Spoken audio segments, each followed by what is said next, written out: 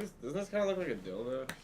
Does that look kind of like a dildo? I mean, depends on what kind of dildos you use. Do you use? I mean, like, let me put here. Triple enders, baby. So we got our little penis, right? There's a little penis right here. Yeah, then we got this isn't a bit. I was just asking. A little testicle, and then we got a little. We're gonna cut again. Little fallopian tubes. We're gonna cut again. Are we cutting again? Yeah. Hey, welcome to the Paperfree Podcast, starring the Paperfree. That is Paperfree Chris and it's me. PaperFreeJames. Hey. Hey, look. Let's put our Twitter handles here. I'm gonna turn this around so I can see myself. Okay, now I can see myself. Wow. So, wow, everyone. This is the Paperfree Podcast number 3. We're gonna be doing a gaming theme this time, right? What? We're doing gaming. So we're what gonna. What are you kids talking about in my fucking editing room? What? So James wants to talk about some games. I want to talk about a game. So we're gonna be doing a gaming theme podcast. We're gonna keep it a little shorter because we found that we both thought that the last one we did was a little long. It's a little long. Some said not long enough, but most people said too long. Get that shit out of here. I'm gonna be honest. I don't think anyone said not long enough, but some people did say it was too long. Your mom? My mom said it was not long enough? I don't know. All right. Self-burn. I have a micro penis, everyone. We're just kidding. That's so sad. Video games was just a ruse. Welcome to the micro penis cast, the micro cast, the chode cast, 2018. It's gonna be all chodes all the time. My testicles are bigger than my penis, and it makes me sad. Exactly. We're gonna have testicular testimonials from people around the country reporting in on what it's like, the daily realities of what it's like to live with a micro penis. There's gonna be the saddest episode of anything ever. Just like defeated people coming on, just being like, my penis is little. It's a little boy. I had a really blossoming relationship with my fiance, but once we really got into it, after we found that it just didn't work. We thought we could do it without the sex, but it just wasn't there, and our marriage dissolved, and now I'm so alone. Things like that is what you're going to hear today. Happy things. Yeah. Everything nice and sunshine and rainbows. The thing that we found out when you really drag the concept out over the course of, say, half an hour to an hour, it's not so funny anymore. Yeah. Micropenis, not so much a punchline anymore. These are real people's lives. And you know what micropenises remind me of? What do micropenises remind you of? Fallout 76, and that's the game that I'm really excited for. No, you have to justify that segue. If you're going to use it, you got to earn it. Because... What about Fallout 76 is similar to a tiny, tiny, tiny penis to the extent that it has to be medically categorized as its own subset of tiny penis? Because I'm going to roleplay my character as a man with, no penis. He's little penis. He's a little man with little penis. Yeah, Yevgeny No Dick? Denny No Dick, exactly. That's going to be my character in Fallout 76 when I get to go online and experience the game with other people. Yeah, so those of you who don't know, which, a lot of people should know. A lot of people wouldn't know. But if you don't, it's Fallout. It's a game where the U.S. went to war with China in the 1950s, and the nuclear war, and then it bombed everything to shit, and then you get to play around in that world several hundred years after the nuclear apocalypse. But everything's still very 50s aesthetic. Yeah, I know. But it's single player usually, but this time they made another one, and now it's not. Now it's all online, which rubbed a lot of people the wrong way. Maybe jerked their little penis a little too much. And bad touch. A little bad touch. And now we have an online game that some people are going to love and some people are going to hate. And I'm unreasonably excited for this game. I'm very unreasonably excited. I got caught up in the Fallout 4 hype. And when that game came out, I didn't really like it that much. I mean... I'll say it. I've been a diehard franchise as well. He turned me onto the franchise when we were both friends in high school. And then I played a lot of them because I was like, wow, they have such a good story and it's so fun. And then the fourth one came out and they just fucking gutted all of the role-playing elements. And it was a role-playing game. And so they made it Shooty Shoot Zombo Simulator 2017 or whatever. Yeah, Fallout 4 was more of an action game than an RPG, which... Bullshit! Which I was not a big fan of Fuck either. the whole game up. I've been replaying Fallout 3 recently, and that game is so good because it actually does give you a lot of option to roleplay and make different decisions, and some decisions are stupid. Literally, there's no reason to blow up Megaton unless you're playing a bad character. There's nothing beneficial about it. But it's that's what's dope about that game. You could just nuke a whole city for no reason. If you want to, you don't have to, and then you can just use the city for city things. Like you can have a house there and like get married. I think if you want. Or, like I'm not. Can you get married? Just kidding. That's Skyrim. I don't think you get married in Fallout 3. You can get a house, Carl, in Fallout 3. Yeah. But Fallout 4 was. It was. It was. This is Fallout 4 in 3 seconds. 3, 2, 1. Where's my son? Where's my son? Or if you choose to play as the wife, where's my son? Just a more high-pitched version of exactly that. She's equally as badass. Maybe that's not to say that she couldn't have a super manly wife voice, but she doesn't. It's Elizabeth Taylor. What's her face? You got Elizabeth Taylor? No, not Elizabeth Taylor. Famously Cleopatra in film to play. I just totally messed up. It's something Taylor though. That's her. That's Tiana her name. Taylor? I don't know. I can't remember exactly. She has a new album on Kanye West label. Okay, clearly it's not like a professional singer. It's like a voice actress. But my point being, Fallout 76. I'm super excited for because I actually like the idea of it being online. Being able to go around the wasteland with my buddies. Being able to use some of these relationships that I built online and community people and whatever to actually play a game with them. Because I know there's tons of people out there that play Fallout and love the series. And I know it's not going to be a game for everyone, but it's a game for me. I love the series. I love every direction they bring it. For the most part, I didn't like some decisions in Fallout 4, but New Vegas, 3, 2, 1, love them all. And I'm hoping this game is unique, different, and yet have that Fallout isms to it. Have those Fallout isms. I hope it's not shit. I hope it's not shit too. So yeah, I'm one of these. I'm in this situation where I'm just trying to manage my hype about it, but I'm just so excited for the game because I just love anything Fallout. I'm just excited that we're actually getting a new Fallout game because no one thought we were going to get a new Fallout game, but we are, and thus, even though it's not exactly what we wanted, it is something. I'm super excited. Todd Howard told us it would be, and it shall be. It shall be. Blessed be our God and Lordly Savior, Todd Howard. Big Todd. It just works. He wore a leather jacket in the E3 presentation. He's like, "Hey guys, I'm hip.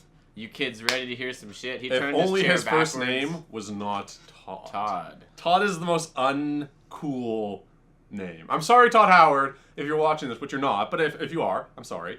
Yeah. But if your name was like Jeremy Howard or like Jeremy, I don't know. It's better than Todd. I don't know. What about like I'm not gonna go Lockjaw Howard or like Stonefist Howard. Stonefist Howard. Those are cool guy names. Or Jack. Just a big Howard. American. Yeah, Jack Howard. To be fair, Jack Howard, not a bad name. Jack anything. You could write like a Tom Clancy novel about it. Exactly. Yeah. But if your name is Todd, feel free to kill somebody. No one believed that you did it. Everyone's like, it wasn't Todd. The cops are going down the list of murder suspects, and you're just like, oh yeah, like exactly, like Jack Howard, like Nathaniel, like Trey, like who? Todd. No, you can let that guy go immediately. But like if you did it, do it. Use this power. I know you have the power that only you. That is both a blessing and a curse. Blessing and a curse. And this Todd used his powers to promise us, the world, a wonderful new online Fallout video game. And if it doesn't come, I'm going to be very disappointed. Yes, but you know what is a great name? Hideo Kojima. Oh, I was going to say Alan. So I want to segue into Death Stranding. Because that's the big thing that that's probably your most hyped game at the moment, right? Like... Yeah, Norman Reedus Simulator 2018. I'm super down. Yeah, it's the Norman Reedus Delivery Man Simulator. Yeah. I think, is it 2018 or 2019? I think it's coming out next year, maybe. Like, it's not ready yet. It's not ready. So it'll be like a while, but... It's kind of funny, because Norman Reedus has even said, like, interviews, he doesn't really know what the game is about either, and he's, like not quite sure. He's like, yeah, Mads Mikkelsen is in there somewhere as well, but... Yeah, he's probably a bad guy, he probably has some, like... fucked up shit with one eye since like he got that whole like Le Chiffre thing in like Casino Royale, and then after that everybody was like, yo, Mads Mikkelsen, we want you to play a villain with some shit that's fucked up in his like left eye. I know, yeah. That's his thing now. He's a fucked up eye guy. Hannibal had. But he's also a great villain. He plays great villains. He always nails it. Doctor Strange, he was fine, but like Hannibal, didn't see that shit. Yes, he's fine. Cool. Hannibal, oh my god, is he good? First 2 seasons. Also didn't see that shit. Really good. You should see Hannibal. If you like Mads Mikkelsen, you'll really like Anthony Hopkins is the only Hannibal for me. Silence of the Lambs is a great one. But Hannibal was really great. First 2 seasons are really, really great. Third season apparently is trash. I never saw it. But nice. Wait, this is a tangent though, but I met a person recently who had like that, like kind of like moth from the Silence of the Lambs, like with a big ass skull, like the moth with the skull in the center, right? Sure. Yeah. And I was like, oh, you a big like Silence of the Lambs fan, you know? Because like that's the whole thing, like the murder moth, whatever. And then they were like, no, what's that? And I said, what? And they're like, oh, my tattooist was doing free tattoos one day, so I got this one. I was like, why would you get that one? That's a weird one, especially if you don't get the reference. It's a really specific one to get, you know. Yeah, that is a really specific one. Skull moth, like. But anyways, going back to the topic at hand, for the uninitiated, give me the very abridged version of what Death Stranding is, or what at least you understand it to be. Yeah, fuck if I know where to start, you know? Just who's even to say? Okay, so Norman Reedus Delivery Simulator. Yeah, well, I mean, like, he's a man, and he's Norman Reedus, and his name is Sam Bridges, and you work as a porter. And you're in, like, the future or some shit, presumably, and like, there's, like, all these delivery companies that deliver things to people. Then you got, like, a lady named Leia Seydoux, and she's, like, also a delivery lady. But then it's, like, if you... There's these, like, beings which accelerate time, and they got these big-ass handprints, and, like, they look like kind of like handprints, and they have umbilical cords going to, like floating, like, demon babies. I don't even know how to... And then if they touch you, they like drag you into some down like blackness or whatever. And then there's also like these giant alien things with like hands for heads. And then if that shit eats a human being, then it just explodes and the crater destroys the earth for miles around. And then it's just there's so many things. Guillermo del Toro, he has like a tank with a baby in it. And then Guillermo del Toro's in it? Yeah, he has like a lobotomy scar on his forehead, and so like I guess it could be somebody else in Guillermo del Toro's body. And then this other guy, there's another one of those babies, and he throws it to Norman Reedus, and Norman Reedus hooks the baby up to his like backpack machine. And he has like a machine with a little like claw thing on it, and goes like this, bleep bleep bleep, and you can't see any of these creatures, like the hand creature print. But then the blip blip blip kind of like points to you where they are, thing, right? Like tells you where they're at. Yeah. And like, oh shit. And so then you can kind of like you can use that to sneak by them even though they're invisible. But if they get you, and then you die. Then maybe the baby is you, but like accelerated time, and then you respawn that way. And maybe it's not. Maybe you just have a baby for some reason. Like fuck. Like there's so many questions. Let me put it this way: like, if you just watch the what's the most recent E3 trailer? I think E3. Yeah. Yeah. Watch the E3 trailer. You'll kind of get what the gist of it is. We'll link to that down below. But it's weird. Like the way we just can sum this entire fucking thing up is that it's a very weird game, but very interesting and very new. And it comes from the brain of a man who is just a storytelling, depending on who you talk to, like a master or just like off the rails. Yeah. And just does his own thing. Like it's a little bit of both. Like just play any of the Metal Gear Solid games, you know? Like it's like that's what I kind of like about Kojima though. On the one hand, is that like he does this cool thing where like the games are really fun because the gameplay is like fun, and then also like the gameplay parts, like they have these like ridiculously comedic like elements to them, but the stories are like extremely self-serious and ridiculous, and they just go fucking like through the roof in terms of just like how ludicrous things get. Just, you know, like it starts off just fuck it. And they're all about like super soldiers and like military shit. I don't even know. Like he's such an off the rails individual. Yeah, even just trying to explain the gist of Metal Gear Solid. Like that's a tough one too. There's like Boss and Big Boss and Snake, and they're all kind of the same person. Oh, then there's more. Well, then there's 3 Snakes. And then those are all genetic clones of Big Boss. Oh yeah, and there's Solid Snake, there's regular Snake, there's like Liquid Snake, Solidus. There's a 3rd hidden Snake. And then they got this other guy that's like Twink, who's like a cyborg samurai named Raiden, and he's just kind of like he's just in the mix sometimes. Then they got the scientist named Ocelot who pees himself like all the time. Like there's a scene in which he pees himself in every game for some reason. There's a soldier named Johnny who shits his pants, and then he's in the last like 3 games. They make him like a legit character, and just like there's a colonel, and then oh man, people contact you through an earpiece, and there's just so much. I know there's a lot. There's all in the Hideo Kojima pot of there's just he's always mixing. He's always mixing and mixing and always putting new things in and mixing them all together and some shit. But he makes it work. Like he always like. I've never been a big Hideo Kojima player. I like his stuff and I like the idea of his stuff, and I've heard the abridged versions of these games, but I've never actually played a Hideo Kojima game. Oh boy, you're in for a ride. But I like how he just kind of does this kind of ridiculous thing, and because that is kind of what video games are. It allows you to do like ridiculous things and play through the story, and do something that's a little bit, you know, different than like a traditional media or whatever. Yeah. Even though Hideo Kojima clearly wants to like direct a film. Like I think he does. Like the amount of effort. Somebody should let him. Like, but the film would have to be like 47 hours long. Is the only problem. I know. Yeah. I'm not sure you could do it in like a 2.5 hour chunk. Like, yeah, like Metal Gear Solid 4, which I mean at the time was like the end of the franchise, right? Like, and then he made like 3 more or whatever. But at the time, that shit had like I think 8.5 hours of cutscenes in it, which is like a lot for a video game. It's a lot, yeah. Metal Gear Solid 4 was like, yeah, that was a weird one. Again, yeah.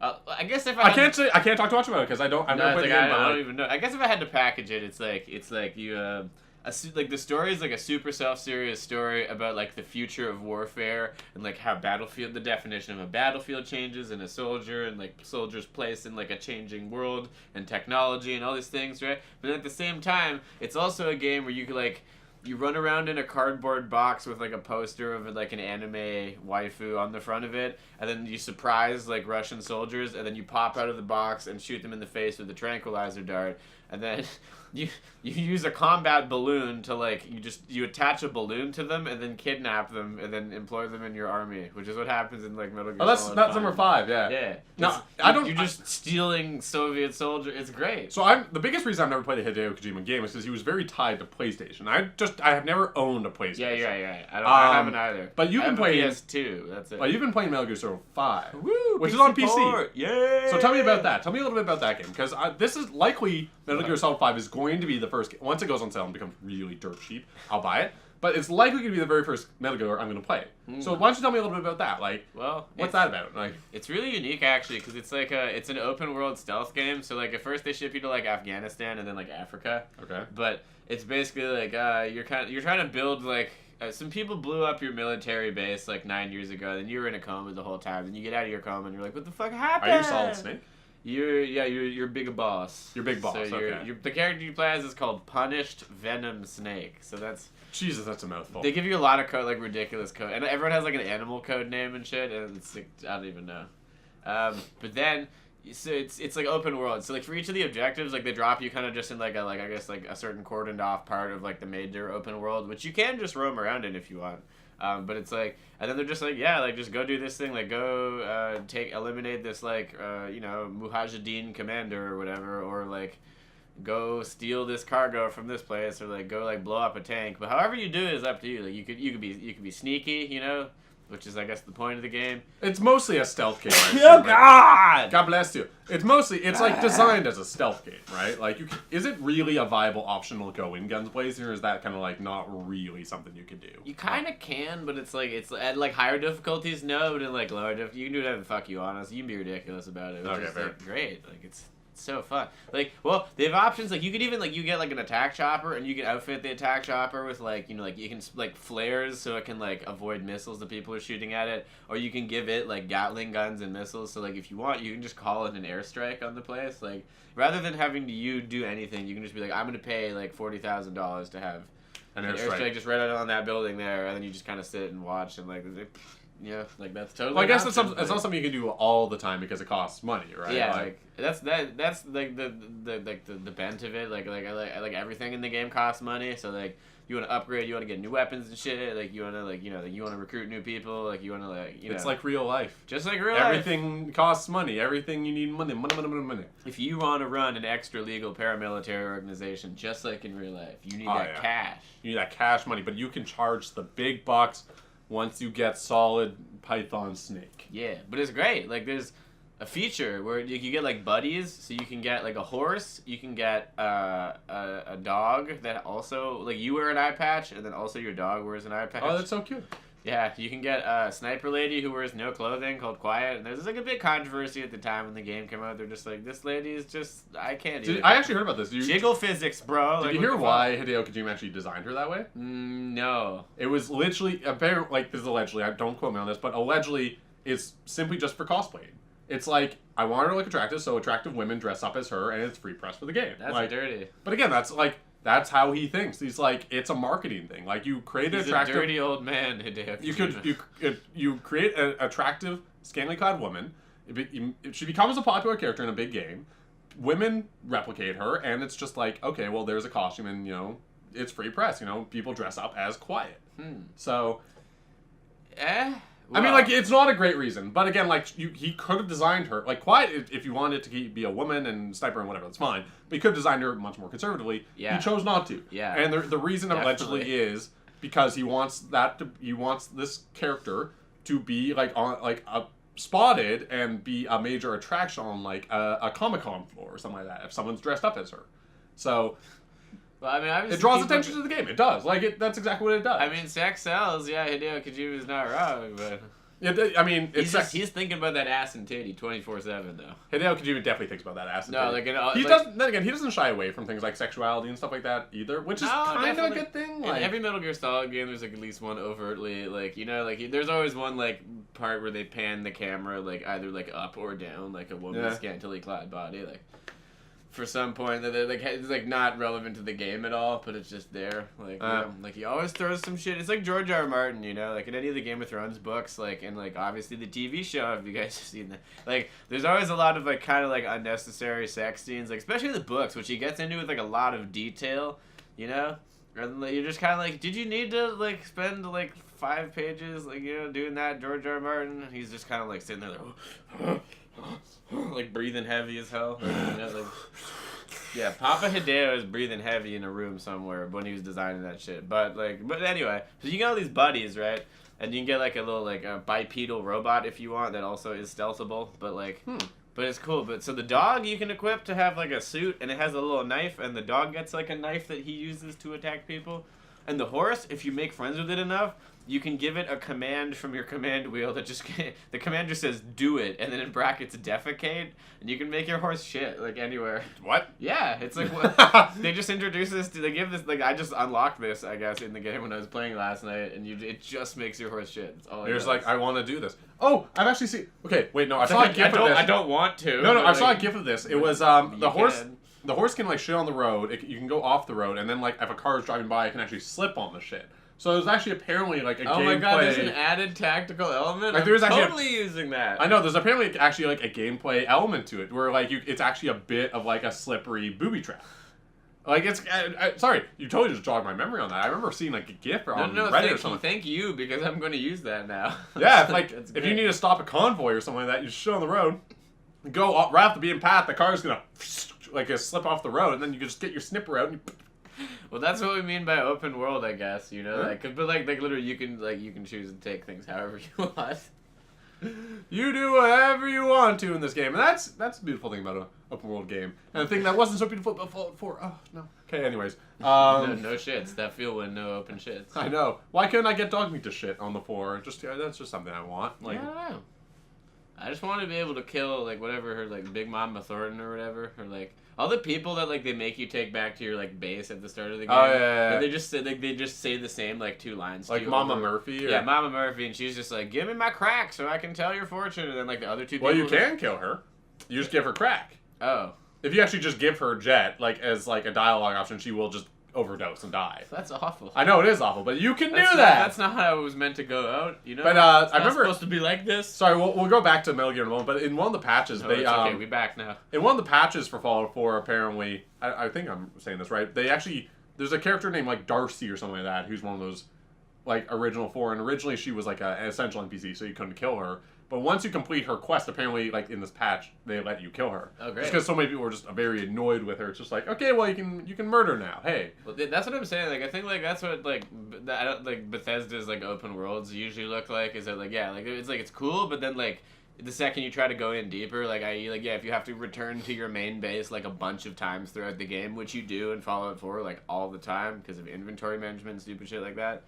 You just, like, have these same characters, like, vomiting, like, the same 2 lines at you. And they always make them really mean. It's always just like, like, you're fucking up. Like, it's just like, I think we should do this. In, like, a really persnickety tone. But you're like, I am in a suit. I'm in, like, a Iron Giant suit of power armor. Like, I run, like, essentially, like, I'm the king of, like, a post-apocalyptic society. Like, if you're, like, role-playing that, you're like, I'm a god king in the wastes. Like, Don't you dare contradict me, anyone, because I have a nuclear weapon launcher on my shoulder which fires 8 tiny nukes into the like just eviscerate anything in the world.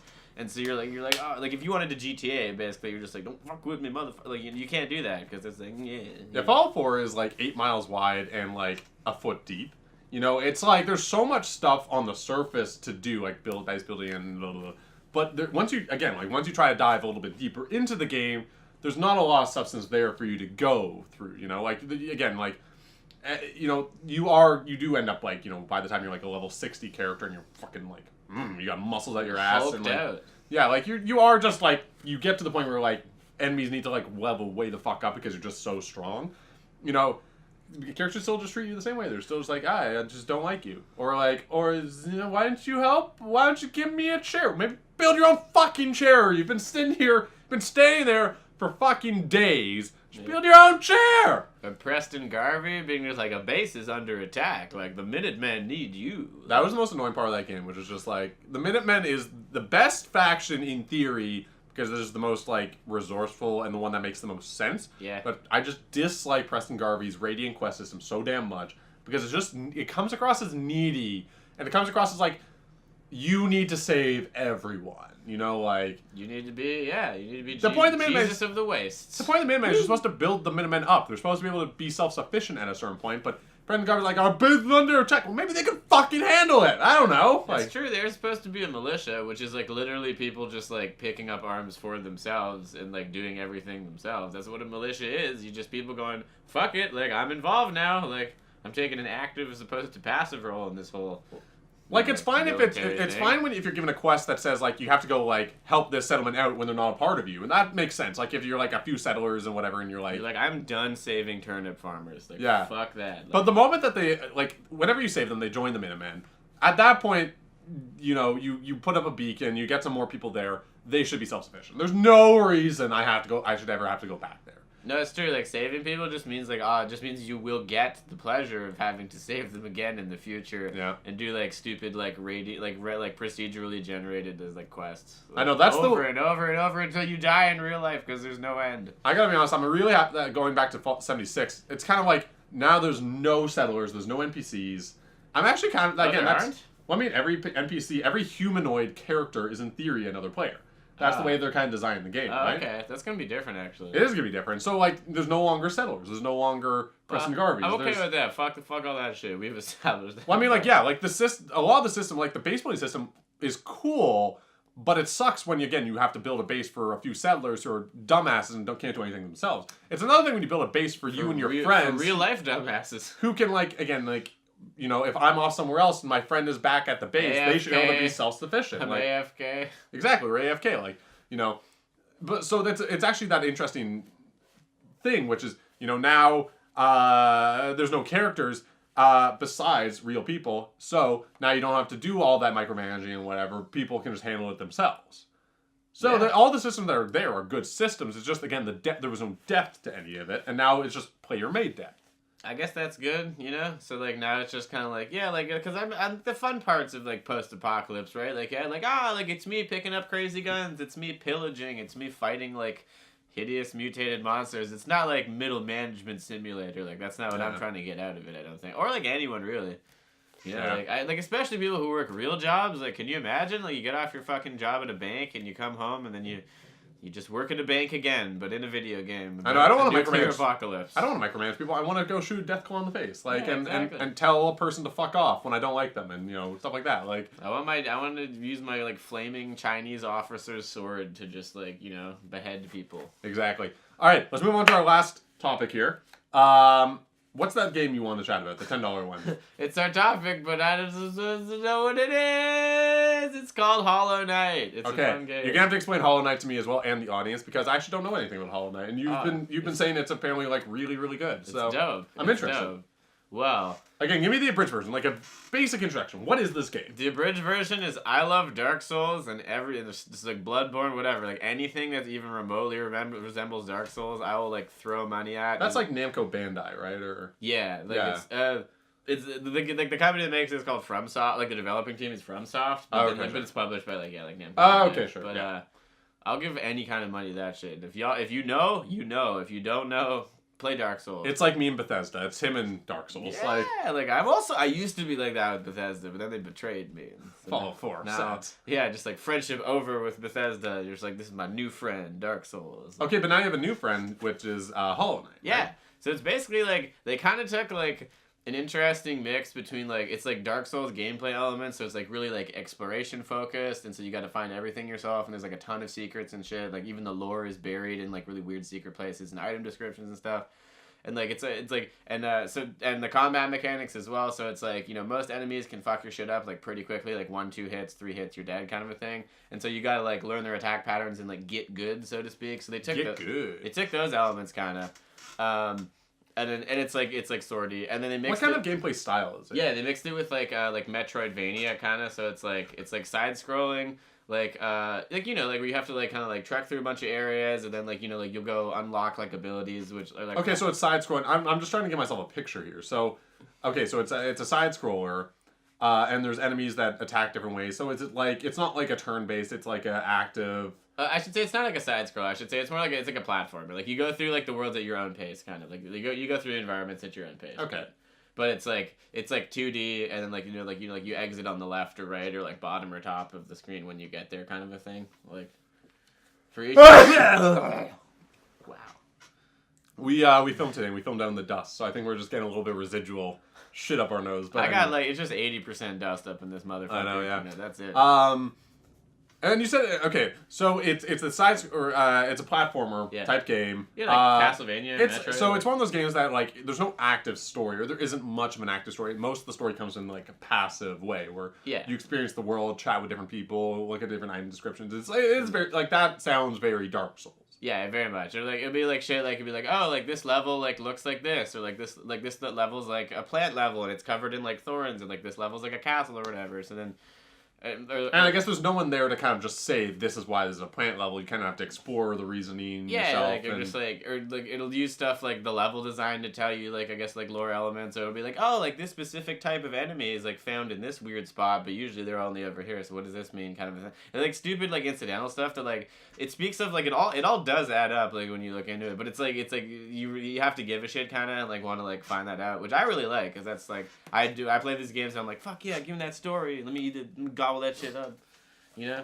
Anyway, but what about it? It's really hard. Yeah, you're a little knight dude. You're like a bug. Oh, I should say, and it's mixed with like the indie art style. So it's like everything's like hand drawn and hand painted. Oh, cool. And it's fucking gorgeous. Like it's really nice. And it's like I think like between 2 and 4 Australian dudes like just like got together like a team and then made this game, and then like so small development team is like a lot of it. Is it all? It's very impressive for like a small team. Is honestly. It a procedurally generated game, or is it just like it is the game? Like there's no replayability. No. Like, there is replayability because there's like certain like secret endings kind of. There's like a bunch. Like, there's like 3. But like a level is a level that someone made. It's not like okay. Well, it's kind of like the way they do it is it's like there's like a world map, and then like all these different areas like kind of like are like shaped differently and have required different abilities to get through and all this other stuff. But it's all just connected in the overworld map. So you don't go into specific levels. Kind of just be like, oh, like you just left this area and you entered this one, like when you just like crossed the boundary or whatever. And they do the thing where like you have to go get different power ups, and then like when you have different kind of skills, like you can go backtrack through like previous areas and like find hidden shit or like extra, you know, collectibles or whatever, or you can find hidden pathways that take you to new areas of the game that you couldn't get to before. So it's like really Metroid-y or whatever. And it is very Metroid. Oh, and the boss fights are super fucking hard. There's like a ton of boss fights and they're really difficult. Is there like a quick save system? Is it like a checkpoint system? Yeah, it's like so the checkpoints are like benches. So like every time you like you just find these benches out in the wild. Every time you like rest, you sit at a bench that like saves your game basically. Oh, okay. And so then like every time you die, like you'll respawn at that bench, kind of a thing. So one of those things is like a bench and then like an exit door, and you're like, Yeah. You're like, I wonder what's on the other side of that door. Yeah, exactly. Or to like queue you for boss fights and stuff. But it's honestly a blast. Like I took me like probably about 30-ish hours to beat it, but I'm told that's like really light. Like from like most people I've talked to, like 45, 50 Well, you hours. said it was like about a $10 game too, right? Yeah, when I got it, it was on sale for like $10 on the Steam sale. How much it's do you know? $15 normally. Oh, okay. So yeah, not much. Like, is that Canadian dollars too? Like, yeah. So like $10 American, or $12 American, whatever that ends up coming to. Sweet. Yeah, it sounds cool. I might actually give it a look. I'm a big fan of those kinds of games where it's just like a chill like side scroller. Well, not chill. Like it, you know.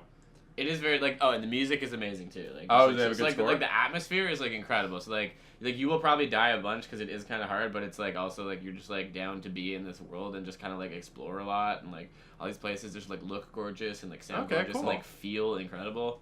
And like the sound design for like the you know like fighting cues and stuff and like the hit noises and all this different stuff is cool. Oh, and then they add Super Meat Boy elements later on. where they. I assume it's not Team Meat that does this, right? No, like, no, okay, no. yeah. They're called Team Cherry, but like when you get certain abilities, like you get like a mid-air dash ability. Like at first you can just jump, right, and then Sure. like you can get a mid-air dash ability, and that gets you to new locations and unlock more you secrets. can jump over gaps, and then you get like a thing that lets you kind of like wall jump. And so then between all of those, like after a while, you get like you just become like you get like a Super Meat Boy moveset kind of. Well, that is very Metroid, which is like, oh, there's this obstacle I can't cross yet. Yeah. But at some point in the future, once I get an upgrade or defeat a boss or something like that, I've been able to do that. So that is very kind of like exploration. You got to backtrack. You got to go back to the locations you were just to get to new areas or get a certain power up or item in that area that you couldn't get before. Yeah, and it doesn't feel tedious, which is a weird thing. Like normally I'm like, like you have to backtrack, like that's just cheese. But this it's like super fun. The whole time I was like, well, wow. that's just game design. That's just game design. And of course, if you have to backtrack, you don't want to backtrack like too far. It makes sense to backtrack a little bit if you have to.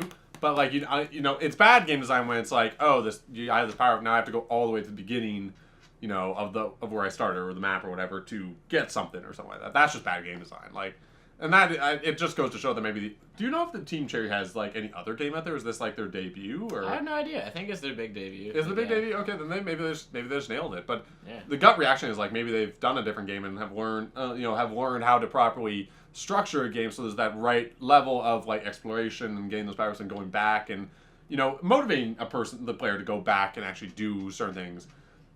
That's and that is kind of like where you need to have that game. It's like it's not necessary for you to do it, but there's that incentive that like if I want to put that extra 20 minutes into the game to get something that's going to help me out 40 minutes from now, that is fully what it's like. Like just like you're like and like pretty much everything is like optional for the most. Like there's certain like major stuff that you need, but like there's a ton of optional boss fights and areas and like all this other shit. Like most of it you can just miss if you don't.